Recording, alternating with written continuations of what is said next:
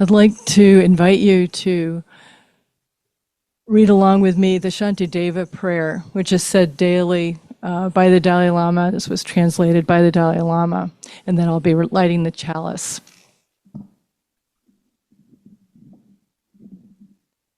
May I become at all times, both now and forever, a protector of those without protection, a guide for those who have lost their way, a ship for those with oceans to cross, a bridge for those with rivers to cross, a sanctuary for those in danger, a lamp for those without light, a place of refuge for those who lack shelter, and a servant to all in need.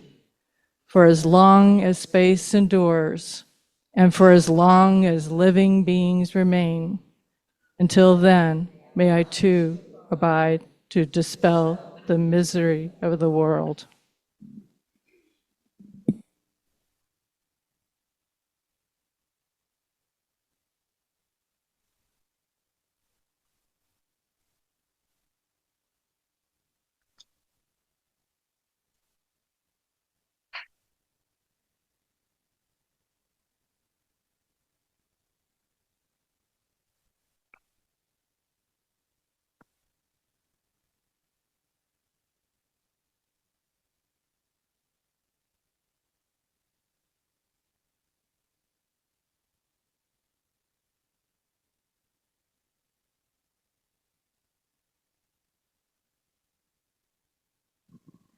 Okay. Right, wonderful. Oh. Wake up. I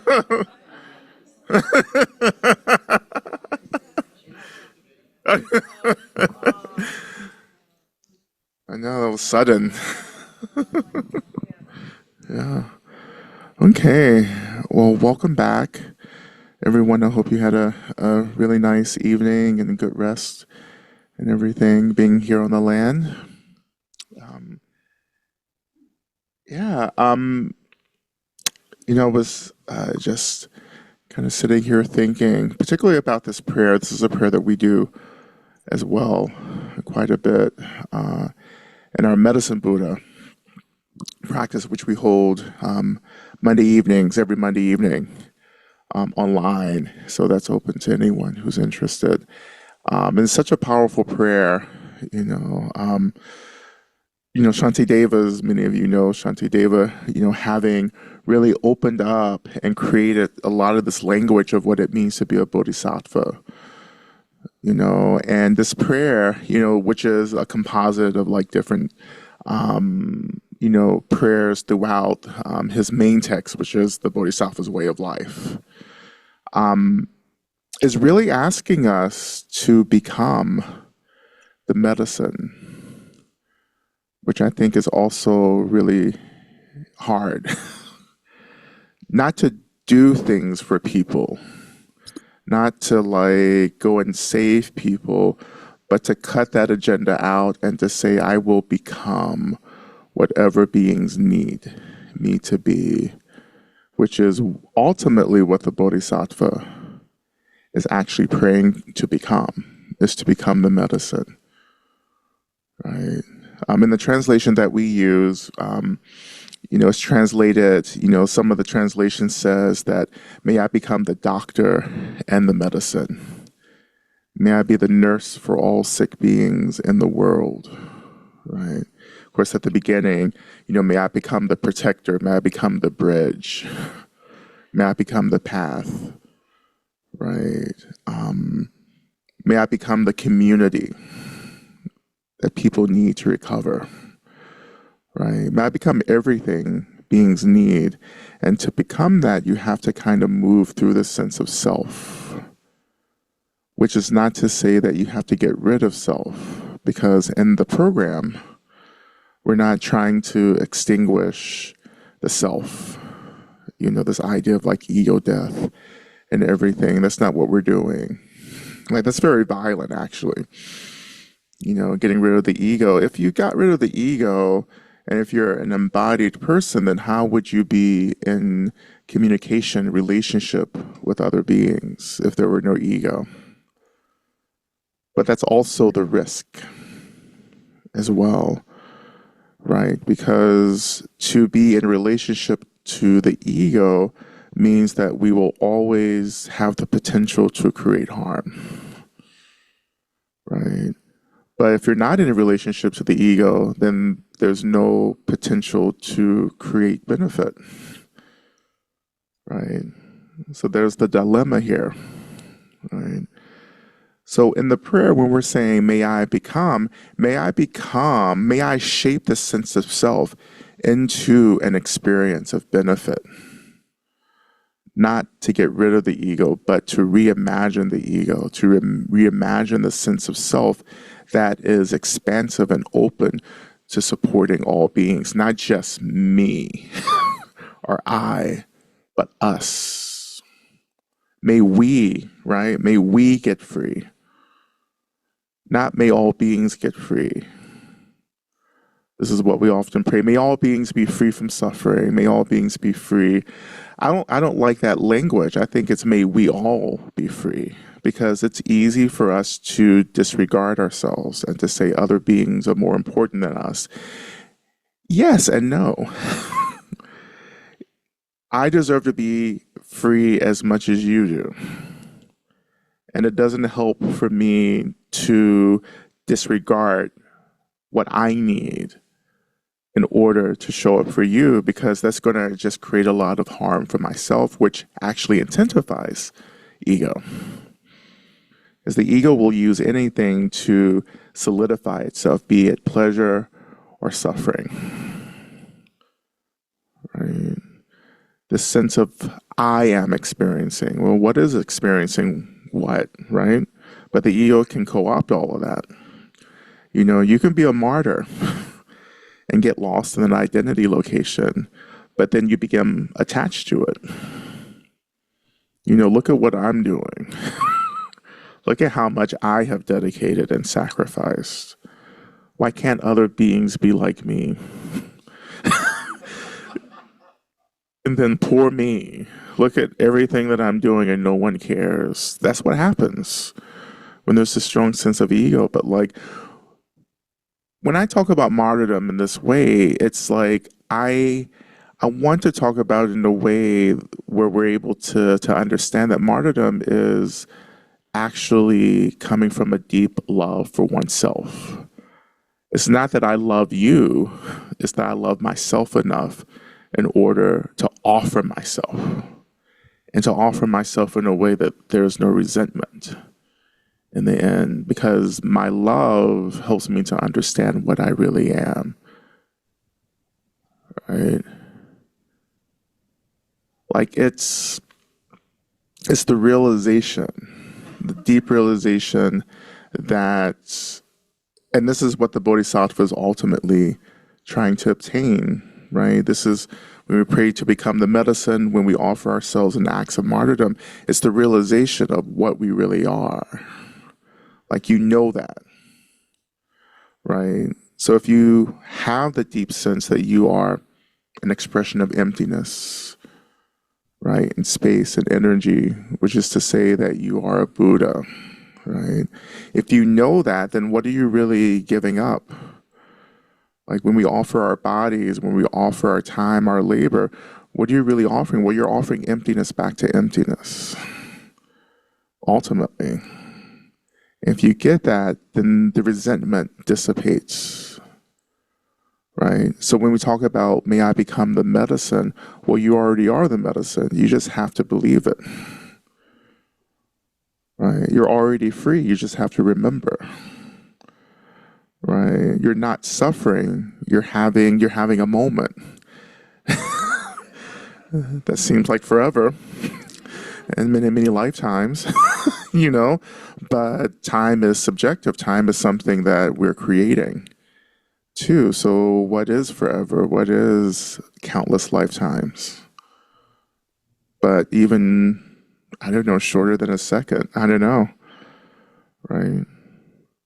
So we were creating this all along, and what we're trying to do is release ourselves from the rigidity of the sense of self, not get rid of it, but to surrender more, to open, to get fluid, to relax, right?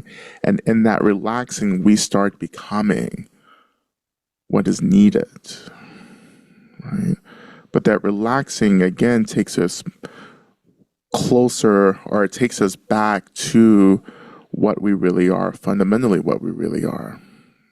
Expressions of emptiness, space, energy, or in my language, I often say expressions of God. God isn't a who, God is a what. And ultimately, we're a what, right? Relatively, we can be a who, though, right? Who am I? Who is my most authentic self, my freest self in this moment, in my body, in the world? Who am I at my freest, most authentic self, right? And then ultimately, what am I beyond the dualities, right? Beyond the ego, beyond phenomenon, what am I? Right? Of course, the I is tricky, right? But we understand that even what we are transcends the sense of I and me, that we are experiences, right? And that's what we're trying to get back to in the program. And Buddhism is the returning back, right? But we have to do this incredible amount of labor to process, to let go of all these layers of thoughts and narratives and ideas, that we've constructed that are deeply entrenched and encoded within our mind streams, right? It becomes like weight. It's something like, our mind streams have been, moving through lifetime after lifetime, collecting all of this junk. So we're like this traveling antique roadshow. Some of us do feel like antiques, actually, ironically. But that's part of like what we're trying to process in the program, is like we're trying to let go and metabolize all of these experiences, these impressions, these perceptions that we've been collecting lifetime after lifetime, that creates the foundation of this autonomous, unique sense of self. And that can be it's frightening to start letting go of this. Like all of these things that we think makes us unique. We're actually not unique. We're not that special. We're just like every other being, right? That's the price we pay to return back, right? Because all the stuff that we've collected is just weighing us down, and we have to start lifting back.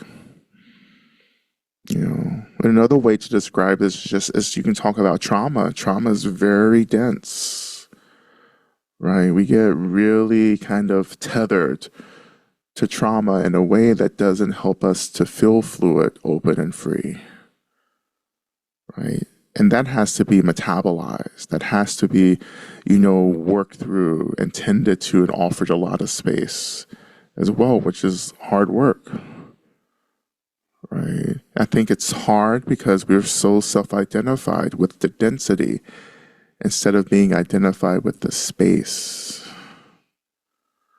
right? The spaciousness itself, right? And that's part of the program in this liberation work, is like we have to, if we're going to identify with something, let's start identifying with the things that are conducive to real liberatory experience. Not keep identifying with things because it feels safe and familiar or even comfortable, because suffering can be quite comfortable if you normalize it enough, right? And if you're like, what does that mean? Well, look at this. How many times in your life have you said, well, I'm okay. Like, I'm doing good, but this is nothing but an experience of suffering. But somehow we're like, but it's okay. It could be worse. Right? Sometimes we use that to feel better. It's like, well, at least I'm not that person. This is why we watch our TV shows. We're like, well, at least I'm not that character. you know. But no, it's like we can normalize suffering and say, well, this is good enough, instead of saying, how can I completely reject this experience? And really say, you know what, I'm going to work to really return back to this experience of just real freedom, real joy, beyond identities, beyond bodies, beyond all the ways that we name ourselves, right? Because no matter how much work we do to name ourselves in a way that feels liberatory and open, it's still an identity that has to be let go of. Like you think you're one thing, but you're not. Right? And it's okay to name ourselves. It's okay to have these categories that we hope are promoting real freedom, real liberation, but that has to be let go of as well at some point. Right? And when I'm talking about liberation, when I'm talking about freedom, you have to know that I'm talking about two things at once. Which I think this is something that I realized very recently, I would say in the past few weeks, about Buddhism and Buddhist literature, particularly when it's talking about compassion and liberation and freedom and enlightenment, that like a lot of the writers, the thinkers, the practitioners, from all the ages and all the cultures were actually talking about both the relative and the ultimate together. But it wasn't always so clear, which I think can become confusing and also difficult to approach. So when I'm talking about liberation, I'm talking about two things. I'm talking about ultimate and I'm talking about relative. So I'm always talking about the two. I'm not talking about bypassing the relative to get to the ultimate. I'm not talking about bypassing the ultimate to focus on the relative. I'm talking about two things at once, right? So when I'm talking about getting free socially, I'm also talking about getting free ultimately. When I'm talking about getting ultimately free, I'm always talking about what relative liberation looks like at the same time. But to even say even more that we have to sometimes, this the conflict, another conflict that arises is that it's important to understand that I am also much more interested in freedom than I am in justice. And I think that's another conversation that we haven't had for those of us who have been really on the front lines of activism. And I think it's easy to get disillusioned, because justice can be actually quite limiting. Like if you're really doing this program, like you're gonna get free before there's justice. Why? Because samsara isn't a justice project.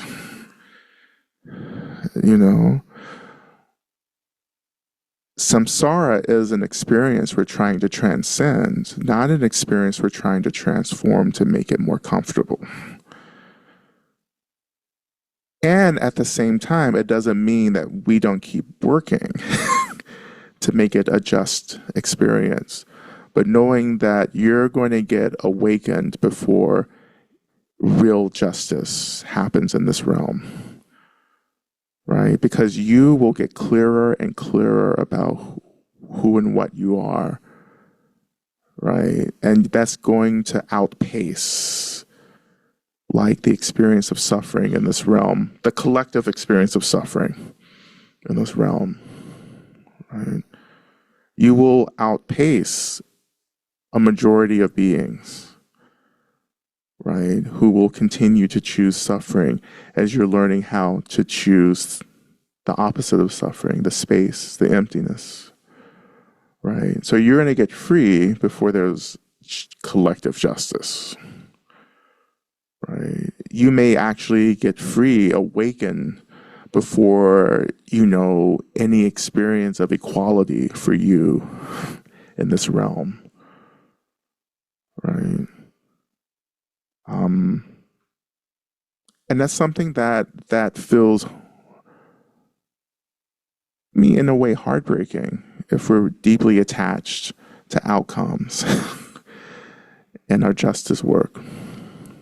You know, so as I was speaking last night, this idea that sometimes well, more and more I think right now we're having to understand how to say goodbye to people who aren't ready to get free, right? And I don't know if it's so much of a real deliberate choice, or is it something that's just happening? Like you realize, oh, I'm actually leaving you, and I've not known how to articulate that. Like there's been tension in our relationships. It's because we're making different choices, right?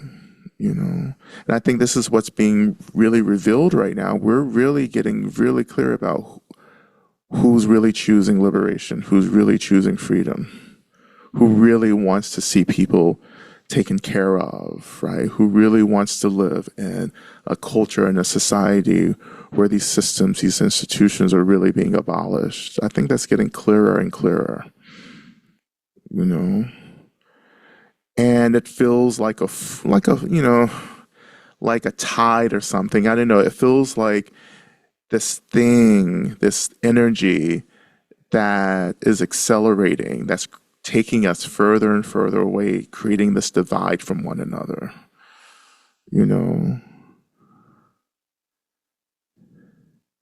And in that recognition, then you're like, oh, I'm making a different choice, right? And I can't force you to make the choices that I'm making. And if I force you to do that, that's another level of violence, right? And violence is the antithesis to remembering who and what we are. Because any remembrance or any choice to be our most authentic self has to be a consensual choice. I have to choose, right? You can't choose that for me. You can't pressure me into doing that. Like you can't legislate that. I think we are used to that. I think we're kind of getting done with legislating freedom. But whose freedom? Like we get that. And so at some point you have to choose what your liberation is, right? And maybe what you're choosing isn't liberation. And this is why another important part of this work is community. Like we need to be with others who can reflect back to us our choices. Like Sangha, right? This is what the purpose of Sangha originally was. It was for like-minded people to gather and to reflect each other back, right? These choices to practice to get free, you get to be surrounded by people who are showing you how to do that, who are keeping you maybe accountable, right? If we don't have community, it's really easy to get off track. It's really easy to experience doubt, right? I'm not saying that all communities are just like, particularly Sanghas are all perfect, because, obviously they're not. Because, there's a very fine line, maybe almost an invisible line between a real healthy spiritual community and, I don't know, a cult.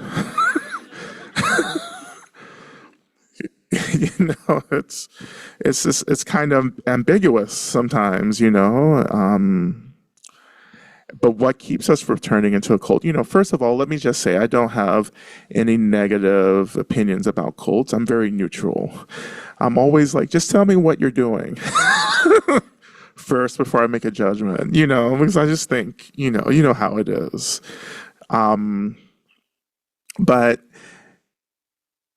particularly in the more negative, kind of shadowy kind of understanding of cult, it's like, for me, a cult starts when you no longer have agency to think critically and to think outside of the community, and I've definitely been in those spaces as well. My monastery was more or less a cult, as well. It checks a bunch of the boxes, which is a little frightening because I don't join cults. Famous words of anyone who's joined a cult. Right? Like, you realize that's the first sign when you're like, well, I don't join cults. And I kept saying that for years. Then you start researching and you're like, oh, there's a lot happening. But when you instead are in a community where you're being encouraged to think, right, to have opinions, to be in disagreements, right, a loving disagreement, right, that's important for us. That's a big part of liberation, collective liberation. Let's hold each other, but not just get on the same page to be peaceful, not to avoid conflict because we think that being a good Buddhist means that we're not in conflict. Actually, I've been in more conflict since I've become a Buddhist, and the conflict has arisen because I have realized that, I'm talking about a lot of convert Buddhists aren't actually choosing liberation. They're actually choosing comfort. I just want to feel good. Feeling good and liberation are not compatible experiences. It's not to say that, like, if you're choosing liberation, you won't experience happiness and joy and comfort. You will, but you can't make comfort the goal or happiness the goal because it's limiting. You can be happy in samsara, and that keeps you trapped in this cycle over and over again until you start waking up to the larger experience of suffering. Yeah, happiness is fine. I think mainstream mindfulness, secular mindfulness, is really about comfort, assimilation, and all of that. I think that's fine, but that's not what I'm doing. So I have to really kind of let people know that when I'm talking about real practice, I'm talking about choosing discomfort. Right, using discomfort as a spark, seeing discomfort as generative, opening up to other experiences. Right, not to keep avoiding it. Right, but to say yes, because you have to choose suffering. Like, you have to choose suffering, and I say, you're like, well, why? Why do I have to choose suffering? Because you are suffering. And at some point you need to, like, tell the truth, which is what the Buddha did. Right? The first teaching of the Buddha was what? They're suffering. Right? But it's hard for us to name that for ourselves. I've met many practitioners who refuse to name suffering and the pervasiveness of suffering, right? Because they're trying to get to the comfort, they're trying to get to the happiness. You can't get to those spacious, open experiences until you tend to the suffering itself. And to tend to the suffering, you have to tell the truth about the suffering. There is suffering. I am experiencing suffering. And since you're here, I choose you. And that helps to move through or dissolve the subtle layer of aversion to suffering. Right? We can't get to the real suffering because we're still wrapped up in our feelings about suffering. Like, you haven't gotten to the thing You're just wrestling with your narrative about the thing. Right? And we don't get that. And that's another layer of samsara that emerges, right? To keep us from dealing with the thing and keep us tied up in thinking about the thing, right?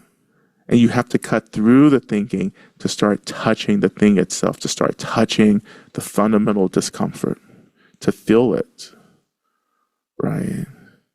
To learn how to hold it, to learn how to befriend it, right?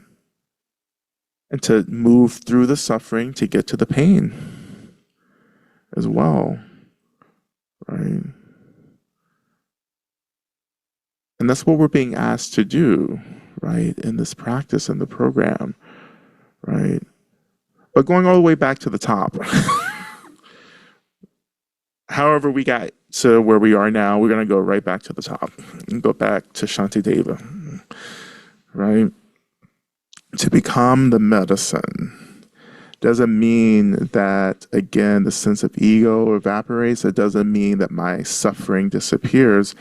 It means that I am in relationship with my suffering and the sense of self that suffers.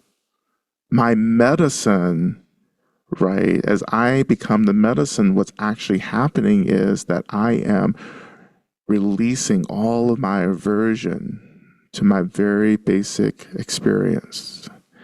And when I release all that aversion, then all this energy opens up. This energy that can be redirected to helping others instead of being used to avoid my experiences of being human. Right? We have so much energy if we can actually let go of all the resistance, all the aversion. Right? And when that happens, you will become what beings need. Right? Because you have become what you need. Right? When we're in relationship with our basic experience and tending to that basic experience, we are becoming what we need. We're becoming our own medicine. And when that happens, we automatically become medicine for others. Right? So as I'm sitting here, right, and talking and teaching or whatever it is I'm doing, I'm not fighting my experience. I'm just like abiding with it. Whatever discomfort, whatever is arising, I'm just noticing and saying, there you are.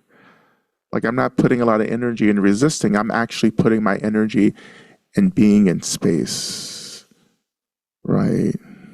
Being fluid, being open, right? Being led from one idea to another, right? A kind of a dance in a way with no agenda. I don't have any agendas. I had no idea what I was going to say. Before I sat down, Shantideva's prayer showed up, and I was like, oh, okay, I'm going to go for that. That sounds fun. This is my wheelhouse. Right? But to allow yourself to be held and taken care of by space, letting the wisdom emerge, the clarity emerge, right?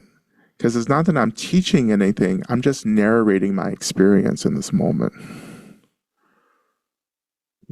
That's all teaching is for me, is a narration of what my experience is in the moment, what my practice is doing in this moment. That's it. I can only do that because I've learned how to tend to my suffering. I'm not running away from it. I'm not pushing it away. I'm just like, here you go. Have your space, have your seat, right? This is what we were talking about last night in terms of the meditation instructions. Just like here, there you are. There's a thought. There's a narrative. There's a desire. Okay. I can just let it be there. I don't even have to follow it. Just give it its space, right? I think it was Suzuki Roshi, right, in Beginner's Mind, Zen Mind, Beginner's Mind, where he taught that you have to give, you have to give your sheep lots of pasture, which I love. I think it's in my beginner's mind. Give your sheep lots of pasture to roam, which again is saying that, like, give the thoughts, give the feelings lots of space just to be there, right? Because we're the problem. We're like, give something space where it is space.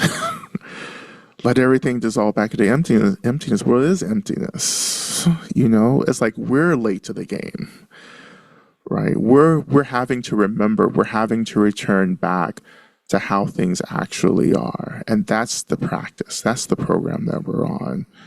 Everything is as it is. We're just learning to remember how things are, right? Because we've gotten so far into creating things that actually don't need to be created.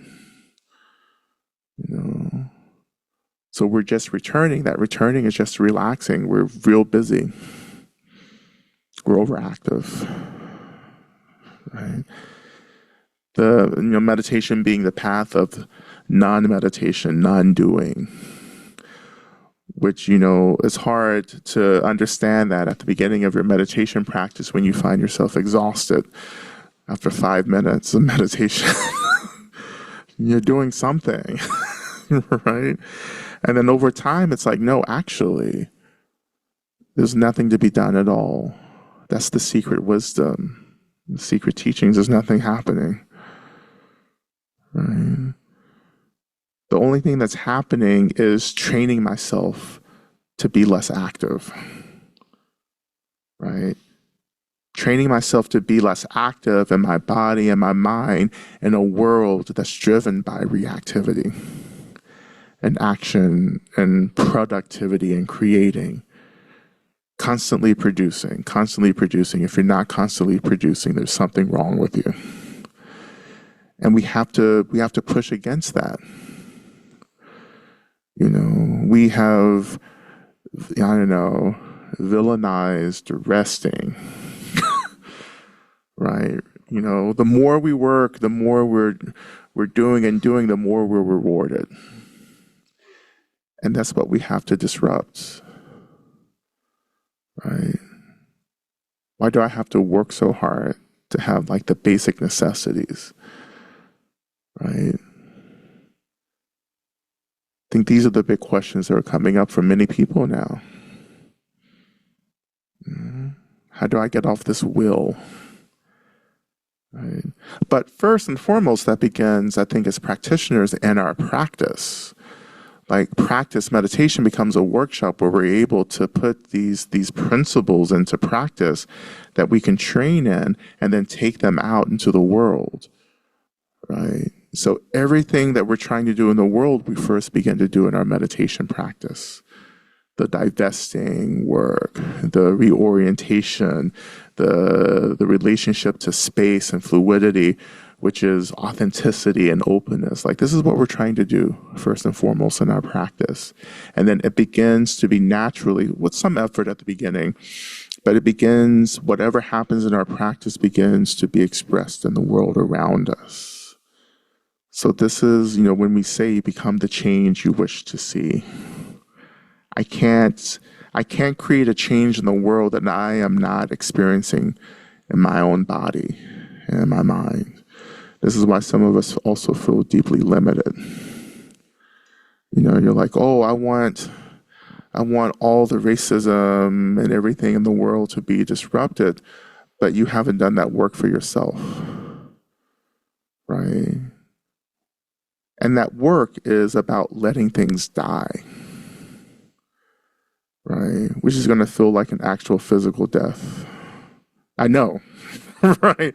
I'm not saying anything that I haven't lived through in this practice. I've spent so much time memorializing myself, one death after the other, right? And it's felt terrible. But again, I don't privilege comfort in my practice. So when it feels terrible, I'm like, okay. right? It's okay, right? Because the results, right, of the choices that I'm making in my practice eventually opens up to more and more space, more and more fluidity. And it's within that space where I'm able to experience joy and gratitude, where I'm able to experience a different perspective on everything. It's where I'm able to actually experience emptiness in the space, because space is the door to emptiness, right? So the results of that hard work actually is the reason I'm able to be in my body, to be in the world, to feel like I can show up and say yes to the world and not feel so overwhelmed or hopeless, or doubtful or afraid, and that's the impacts, right? But you don't get there until you really go deep into this, right? Until you let go of all the narratives, until you really choose a generative, liberatory suffering, right? And you have to be in practice with this. Right? Nothing's going to happen without serious, constant practice. I know we hate to hear that. You just want it to happen, right? But we have to be dedicated to formal practice, not just hoping and wishing and praying, even though that's practice as well. That has to be practice, but the practice of experiencing, of getting curious, of being with our bodies, being with our minds, because that's where real clarity opens, and awakens, right? Because we're trying to get clear, because we're not clear. So having said all that, I want to just move into a period of practice, to put some of this into practice, to see what this looks like, on the cushion, right?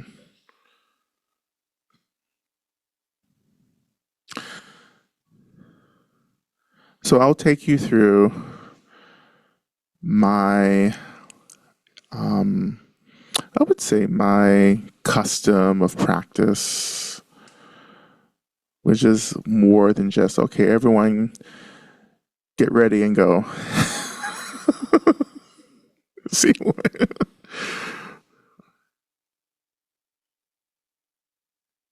But to begin with, as is my custom, is that I invite you to offer deep kindness and care to your bodies. And that means we ask our bodies how our bodies need to be in a formal session of practice, right?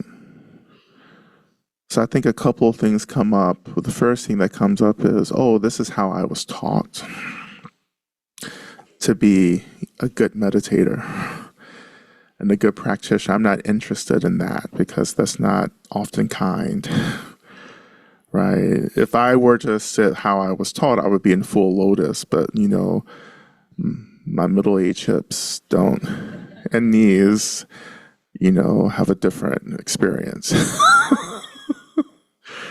Right? So how do we need to be?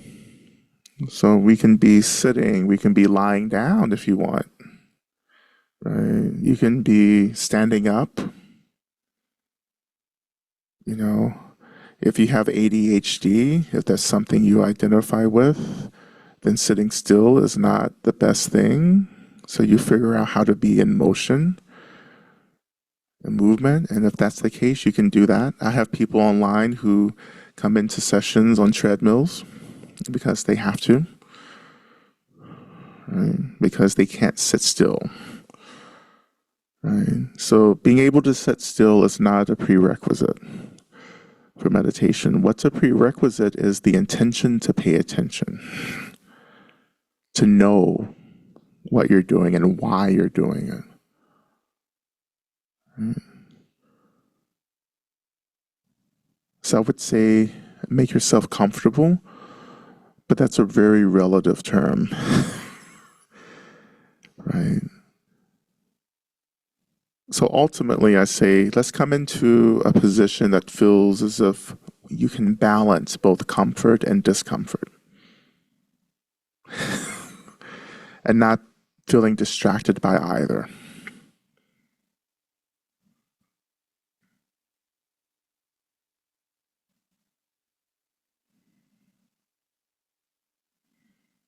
And so once you're feeling settled, I invite you to kind of pay attention to, I would say, the outer perimeters of your body. So maybe that's bringing attention to your skin, which is the largest organ, right? Just noticing your skin. And I think there is an energy that hovers above the skin layer or beneath the skin layer. But there's this energetic field that for some of us can feel really rigid. And this energetic field is reinforced by our minds. And it's meant to really keep us contained. Because as many of us move through the world, we've learned how to hold our bodies in certain ways, often to take up less and less space. Because for some of us, that's how we were taught to survive, is to take up less space, to try to be unseen, to squeeze in and out of places. If you're noticing that, I wonder if you can mentally or psychically relax that energetic boundary. So allowing your body, the boundaries of your body to open and expand, to take up space on your seat.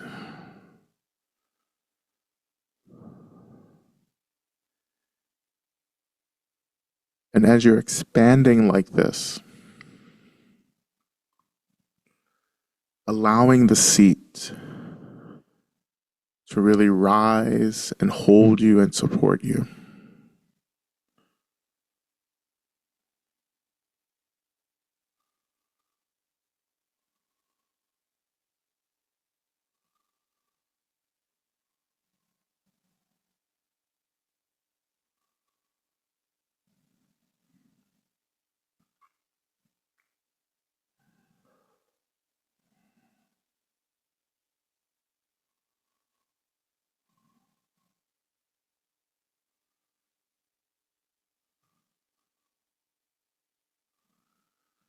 And just spending another minute here of this opening expansion, feeling the seat holding you. Just exploring what that feels like before we continue.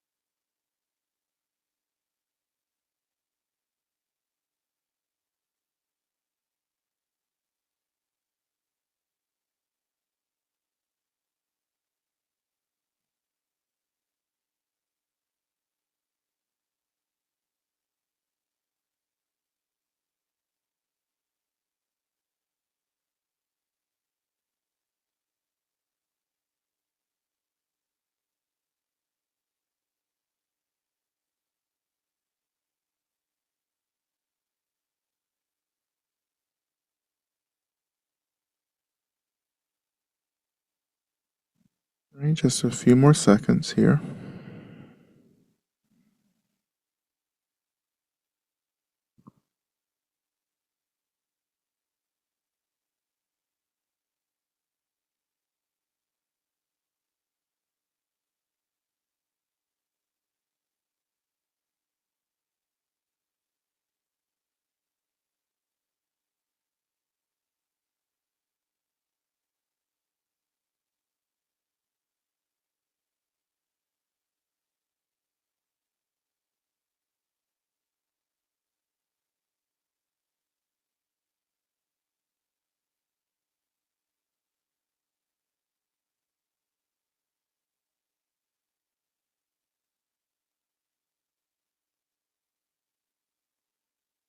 And so when you're ready, we're going to go back to the top of our practice.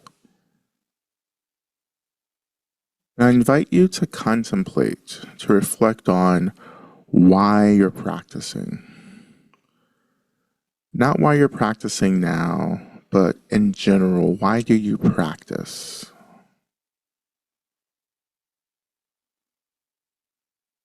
And taking a few moments to reflect on that. Why are you practicing? Why do you choose to meditate or anything in our practice? Why do we do that?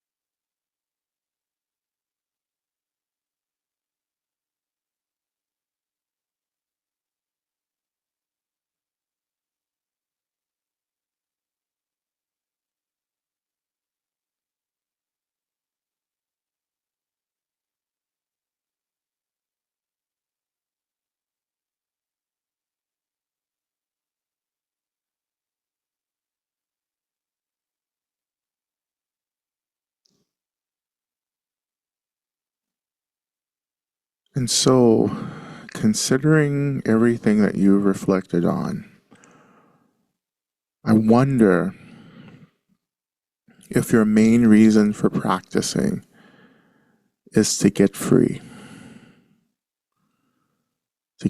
from suffering, to get free from duality, to get free from the illusion of realness, to remember what we are. And I think this is an important intention, is that I'm practicing not to feel comfortable, but to get free.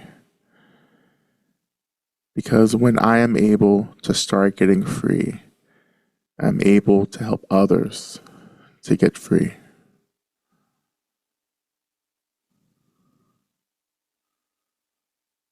So when we're establishing freedom as the intent and the beneficiaries of this freedom as all beings, then this begins to direct our practice.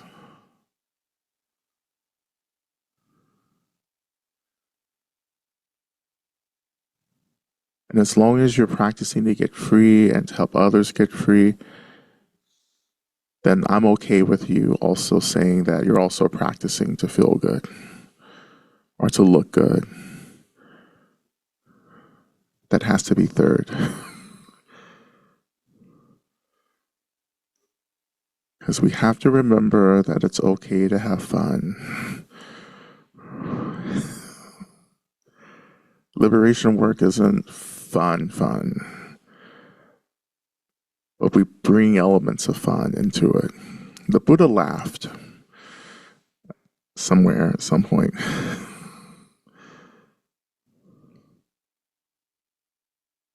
So as long as we're trying to get free and help others get free, then there can also be joy and comfort and everything that we enjoy with that.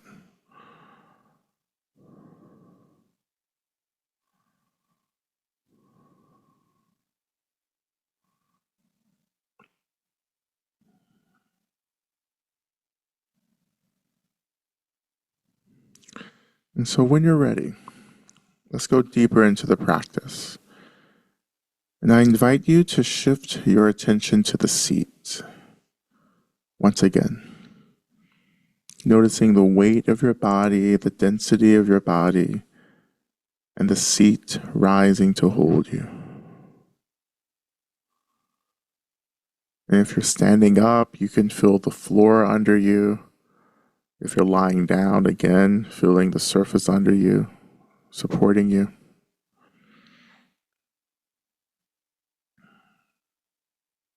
But noticing the sensation of your body and the seat meeting, creating this anchor. And the anchor helps to hold, to tether our attention. The anchor tethers our attention into the present moment.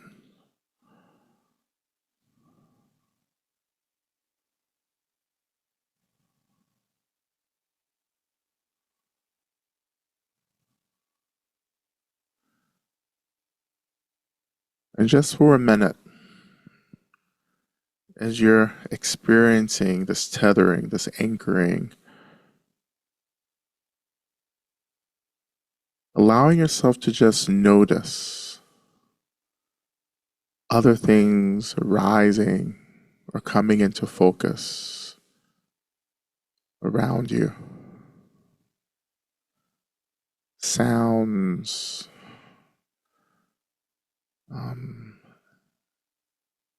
anything, light, temperature. What are you noticing?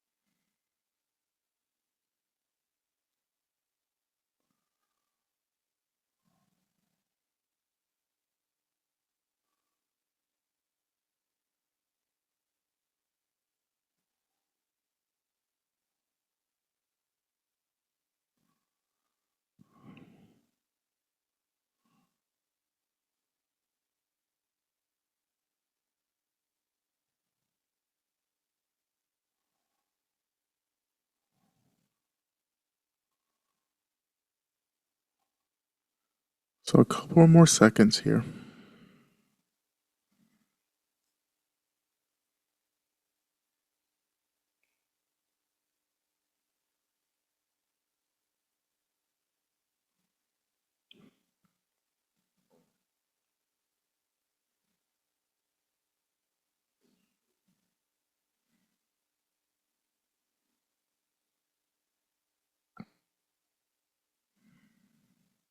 And so when you're ready,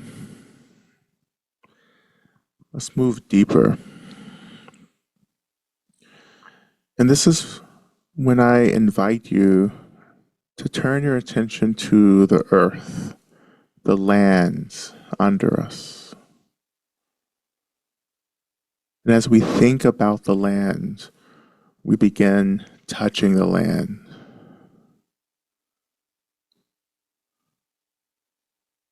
So we're acknowledging the land, we're acknowledging the element of earth.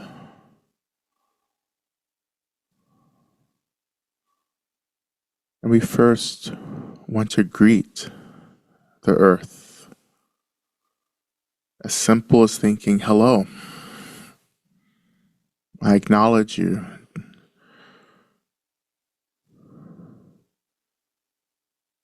And we allow the lands, the earth, to become what the land is, awakened,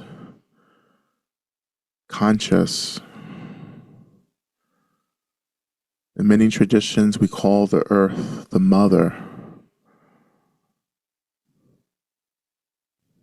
In the same way, the Buddha, upon his awakening, as he was nearing his awakening, touched the land in the Bhumisparsha mudra to acknowledge the validity of the land and how the land responded. Right.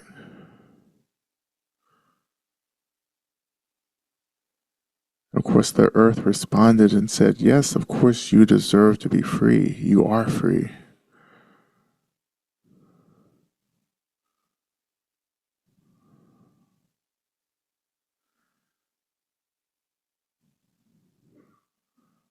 So as we touch the earth, we also remember the history of the lands that we're practicing on. Remember the indigenous history, that this land has been taken care of for centuries and centuries by the indigenous communities here.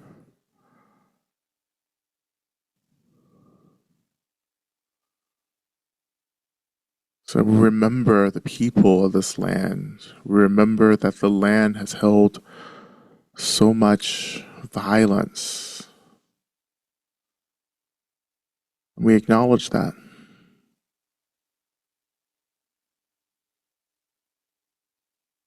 And so as we touch the land in this practice, we greet the land and we say, I come with the purest intentions to be of benefit, to be of help.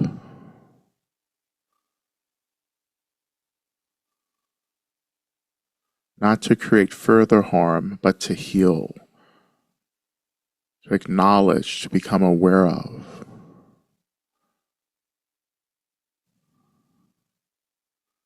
We ask the earth, in the same way the Buddha did, to hold us as we practice getting free.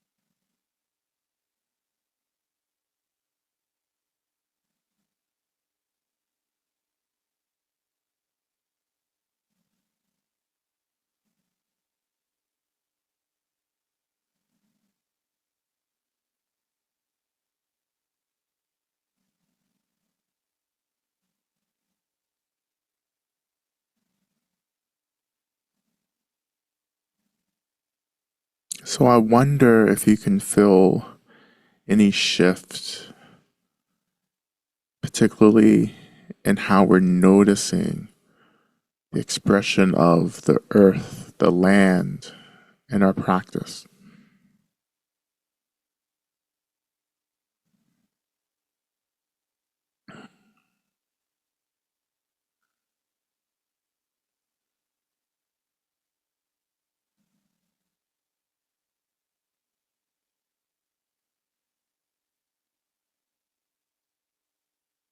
And as we continue in the practice, we can know that we have established this connection or this tethering, not just to the seat, but also to the earth. So whenever we need to, we can return back to the earth for groundedness, for support. Feeling the earth being expressed in our bodies, in the weight of our bodies, the density of our bodies. That's the earth element.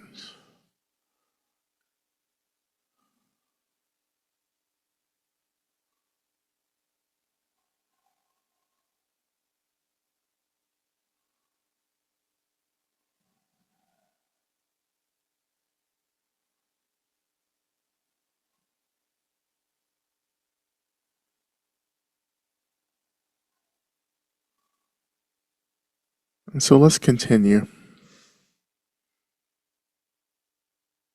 And we'll continue by first just bringing your attention to your bodies.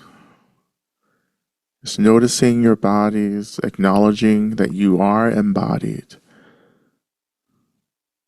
Even though it may be difficult for some of us to feel embodied at this moment. But we can still notice that there is a body, and it's our bodies. And allowing your body to be as natural and direct and open as possible in this moment. Not judging, not trying to change, but just allowing your bodies to be. And this is called our natural bodies.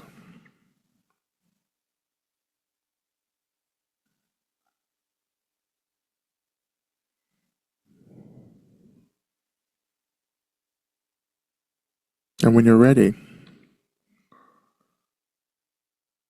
we shift our attention to our breath, noticing the in breath and the out breath, the breath also being an extension of our bodies.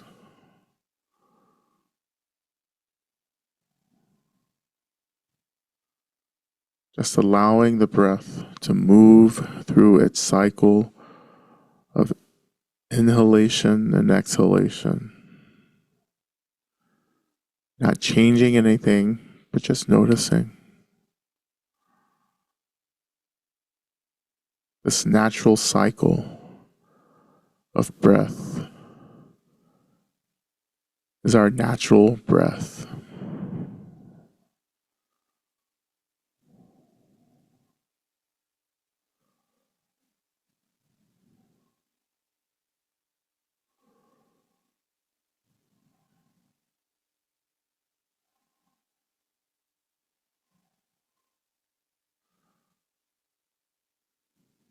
And when you're ready,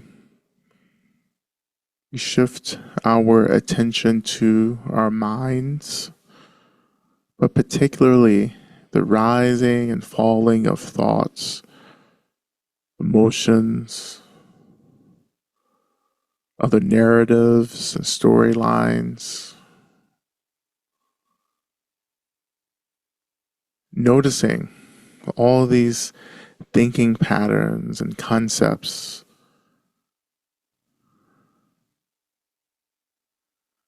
Imagining that all of this is just the reruns of a show that we've seen countless times. And it's okay. Letting everything be. Letting the mind, and particularly the conceptual thinking mind, just do what it does. And knowing this. And this is our natural mind.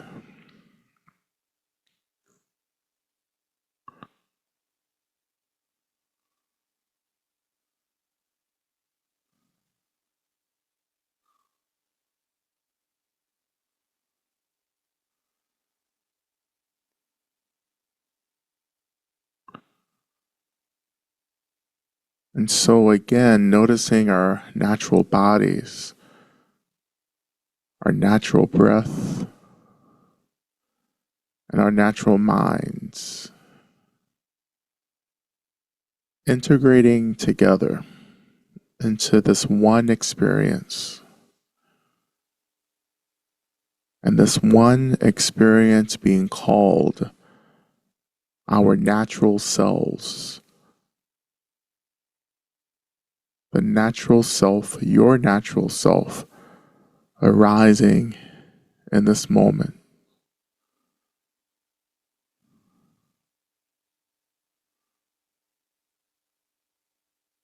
So just for a minute, holding your natural self in space, feeling tethered by the seat and the earth as anchors. Letting our natural selves just simply be.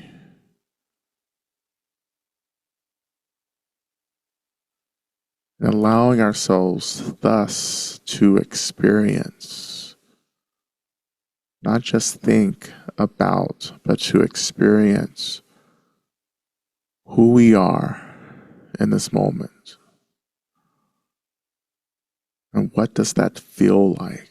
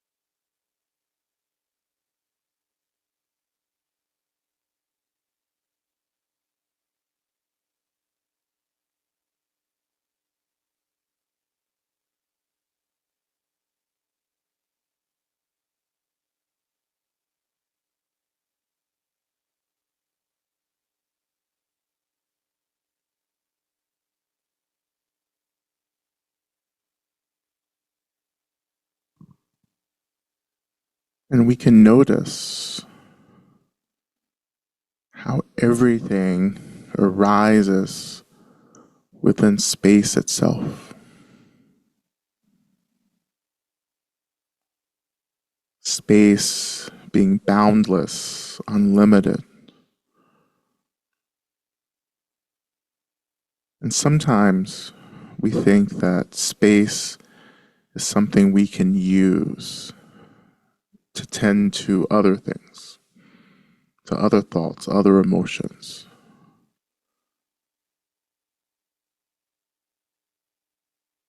But in order to do that, we have to trust space itself, spaciousness. And in trusting space, how do we surrender, open to space itself, to let space take care and support us at the same time it is supporting the rising of thoughts and emotions and narratives as well. So in this moment, what does it mean to relax, to let go of, to let things be without judging, without changing, but just letting things be? Feeling what needs to be felt, noticing what needs to be noticed, but just letting go of any other agenda.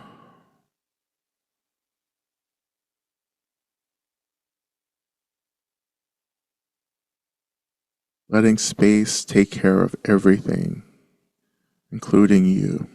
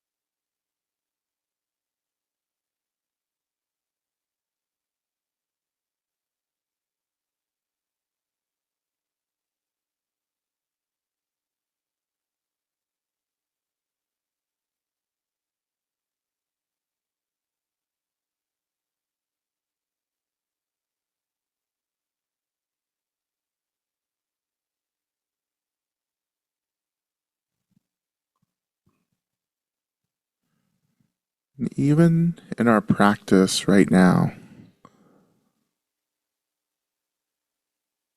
maybe we can imagine that slowly all these thoughts, these emotions, everything that we're noticing and sensing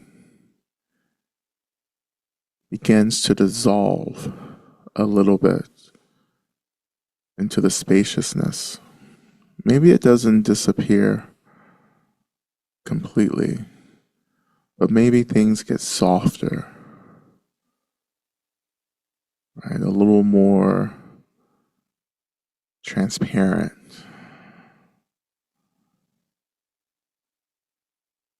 like clouds that begin to thin and get translucent as they pass through the sky.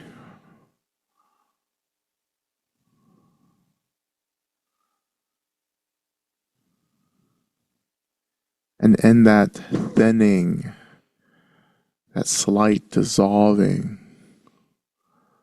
we begin to feel, maybe tune into the state of emptiness,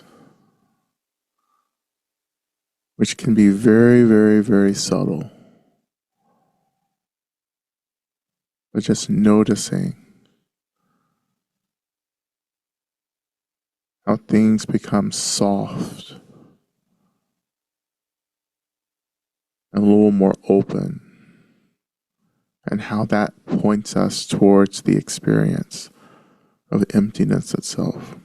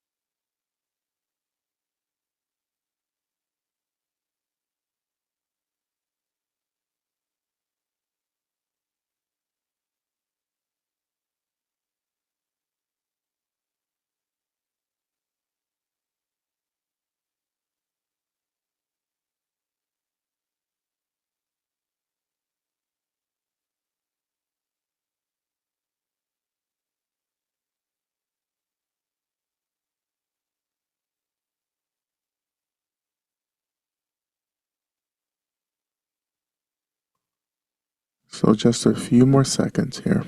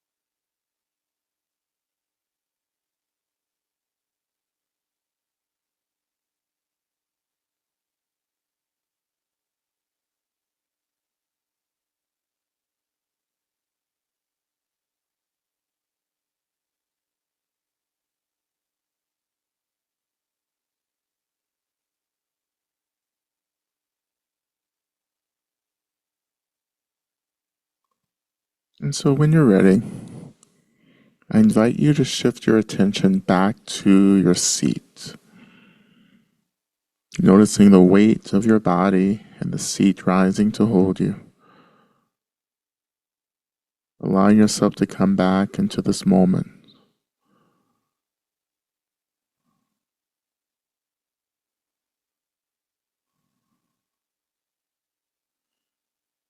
Again, noticing the land, the earth, holding all of us.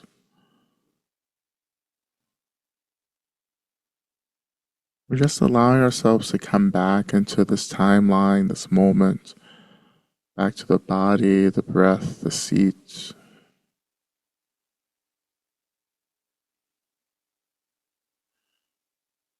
And as we begin to transition out of our practice, I invite you to offer deep appreciation to all of the helpful elements of your practice. For example, you can thank the earth, the seat, you can thank your body, your breath, your mind. You can thank all of your teachers and guides and mentors for offering you the practice to begin with. You can thank your mind, thank the lineages that you study and practice in, and so forth and so on. And also we thank the community here for supporting one another in our practice. We thank the Buddha and all the great teachers.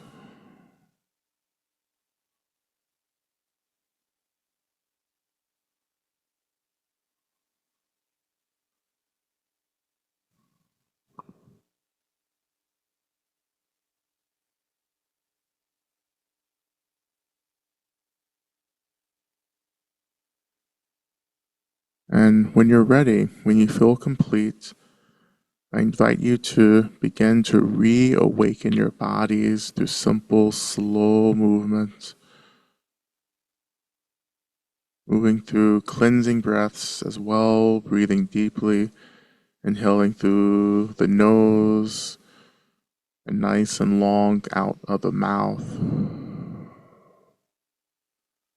Moving slowly, moving deliberately with intention as you reintegrate energies in this post-meditation experience.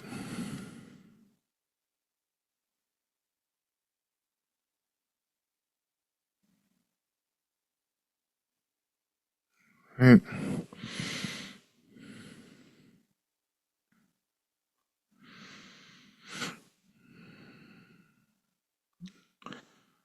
All right, so I hope you enjoyed your journey as well.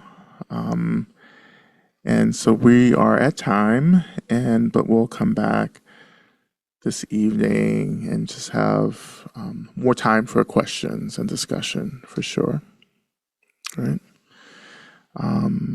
Until then, that's all I have for you. Thank you. Thank you.